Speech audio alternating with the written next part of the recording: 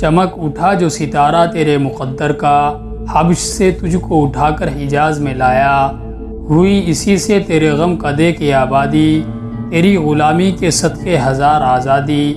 وہ آستہ نہ چھوٹا تجھ سے ایک دم کے لیے، کسی کے شوق میں تو نے مزے ستم کے لیے، جفا جو عشق میں ہوتی ہے وہ جفا ہی نہیں، ستم نہ ہو تو محبت میں کچھ مزہ ہی نہیں۔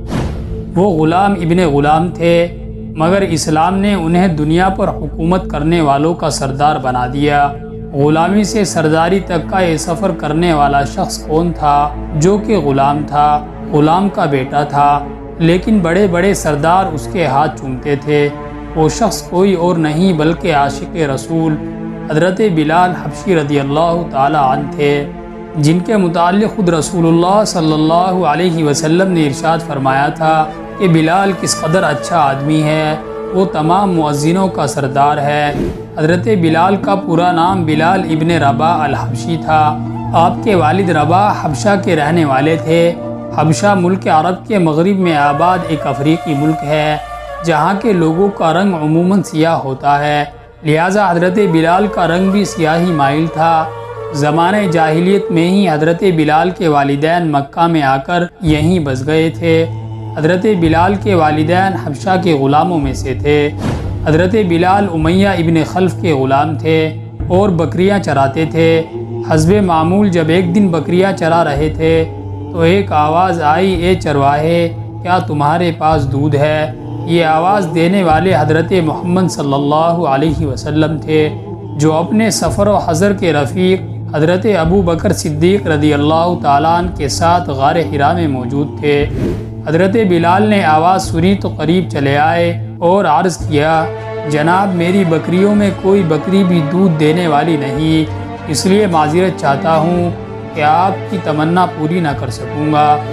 رسول اللہ صلی اللہ علیہ وسلم نے ارشاد فرمایا، اگر اجازت ہو تو سامنے والی بکری کو دیکھ لیا جائے، ہو سکتا ہے اس سے دودھ مل جائے۔ حضرت بلال رضی اللہ تعالیٰ عنہ نے عرض کیا، مجھے کوئی اعتراض نہیں، آپ دیکھ لیجئے۔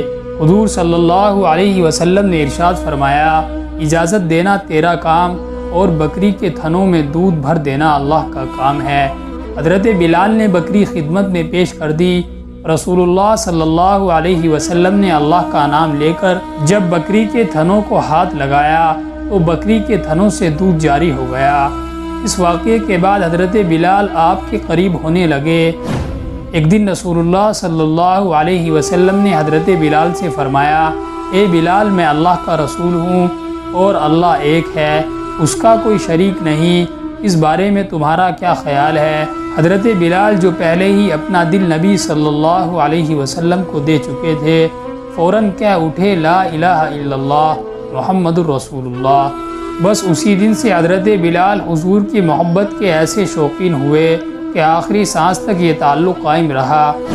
حضرت بلال وہ پہلے غلام شخص تھے جنہوں نے مکہ میں اپنا اسلام ظاہر کیا تھا۔ اسلام لانے کی وجہ سے انہیں سخت اذیتیں برداشت کرنی پڑی۔ حضرت بلال چونکہ امیہ ابن خلف کے غلام تھے، جو سخت مشرک اور دشمن اسلام تھا، جب اسے معلوم ہوا کہ بلال نے اسلام قبول کر لیا ہے تو وہ آتش انتقام سے بھڑک اٹھا۔ حضرت بلال کو اپنے پاس بلایا اور ان سے پوچھا کہ مجھے بتایا گیا ہے کہ تو نے لات و منات و عزیٰ سے منہ پھیر لیا ہے اور کوئی دوسرا معبود تلاش کر لیا ہے، کیا یہ بات سچ ہے؟ حضرت بلال حبشی جواب میں فوراً بولے کہ میں محمد عربی صلی اللہ علیہ وسلم کے دین حق پر ایمان لے آیا ہوں اور اس اللہ کو معبود حقیقی مانتا ہوں جس نے میرے مولا محمد الرسول اللہ صلی اللہ علیہ وسلم کو حق کے ساتھ مبعوث فرمایا ہے۔ امیہ ابن خلف نے حضرت بلال کا یہ بے باکانہ جواب سنا تو سر سے پاؤں تک بدن میں آگ سی لگ گئی کہ غلام ہوتے ہوئے اس قدر بے دھڑک جواب دے دیا۔ وہ برداشت نہ کر سکا تو کہنے لگا، اس دین سے باز آ جاؤ ورنہ شدید عذاب سے دوچار کر دوں گا۔ لہٰذا حضرت بلال پر ظلم کا آغاز ہوا۔ تشدد، اذیت، مار پیٹ، بھوک و پیاس، ظلم بڑھتا رہا اور حضرت بلال اپنی زبان سے احد احد پکارتے۔ امیہ ابن خلف آپ پر بے انتہا تشدد کرتا اور حضرت بلال سے کہتا کہ تو کہہ دے کہ میں لات و منات عزا پر ایمان لے آیا، مگر حضرت بلال فرماتے کہ میں لات و منات عزا سے بیزار ہوں۔ تشدد بڑھتا جا رہا تھا۔ حضرت بلال حبشی ظلم و ستم اور تشدد برداشت کرتے کرتے بے ہوش ہو جاتے۔ کچھ دیر کے بعد جب ہوش سنبھلتا تو زبان سے احد احد کے نعرے بلند ہوتے۔ عرب کی سرزمین جو اپنی گرمی کی وجہ سے مشہور تھی، امیہ ابن خلف حضرت بلال کو اس تپتی ہوئی گرمی میں زمین پر لٹاتا اور آپ کے سینے پر بھاری پتھر رکھتا۔ آپ کو دہکتے ہوئے انگاروں پر لٹا دیا جاتا۔ آپ کے بدن کی چربی پگھل پگھل کر انگارے بجھا دیا کرتی تھی، مگر آپ کی زبان مبارک سے احد احد کے سوا کچھ اور نہیں نکلتا تھا۔ امیہ ابن خلف آپ کو کہتا کہ بلال اب بھی وقت ہے، تو محمد کے دین سے باز آ جا، لیکن اسلام اور حضور کی محبت ان کے سینے سے دنیا کی کوئی بھی سخت سے سخت سزا ختم نہیں کر سکتی تھی۔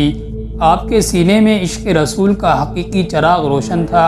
امیہ ابن خلف نے غصے میں آ کر ان کے گلے میں رسی ڈال دی اور انہیں مکہ کے شریر لوگوں کے حوالے کر دیا۔ وہ بدبخت لڑکے آپ کو مکہ کی وادی میں گھسیٹتے پھرتے تھے اور تپتی ہوئی انگارہ ریت پر اوندھے منہ ڈال دیتے تھے اور آپ پر پتھروں کا ڈھیر لگا دیتے۔ یہ ظلم و ستم کا سلسلہ کافی عرصے تک یوں ہی چلتا رہا۔ حضرت ابو بکر صدیق رضی اللہ تعالیٰ عنہ روز یہ تماشا دیکھتے اور افسوس کرتے۔ آخر کار ان سے رہا نہ گیا تو وہ امیہ ابن خلف کے پاس گئے اور اس سے کہنے لگے کہ اس بیگانہ اور بے کس غلام پر اتنا ظلم و ستم مت کرو۔ اگر وہ ایک خدا کی عبادت کرتا ہے تو اس میں تمہارا کیا نقصان ہے، اور اگر تم اس کے ساتھ احسان کرو گے تو وہ احسان آخرت میں تمہارے کام آئے گا۔ امیہ ابن خلف نے حقارت سے کہا کہ میں تمہارے خیالی یوم آخرت کا قائل نہیں، جو میرے جی میں آئے گا میں وہی کروں گا۔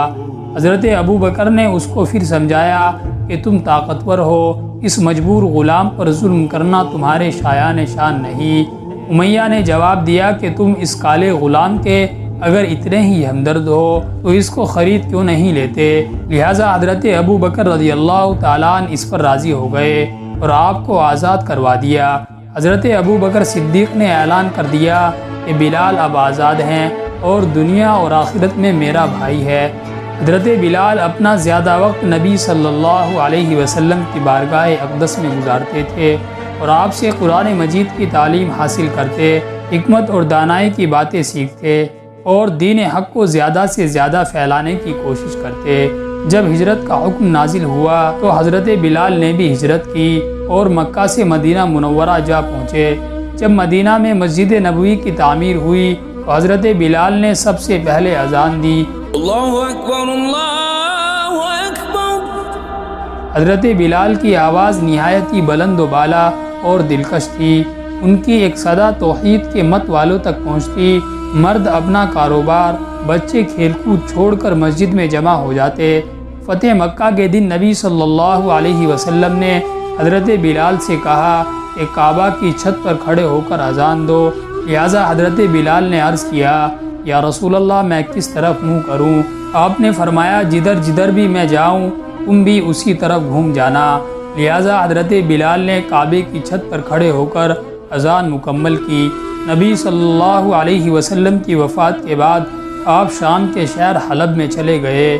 کہتے تھے کہ اب مدینے میں دل نہیں لگتا۔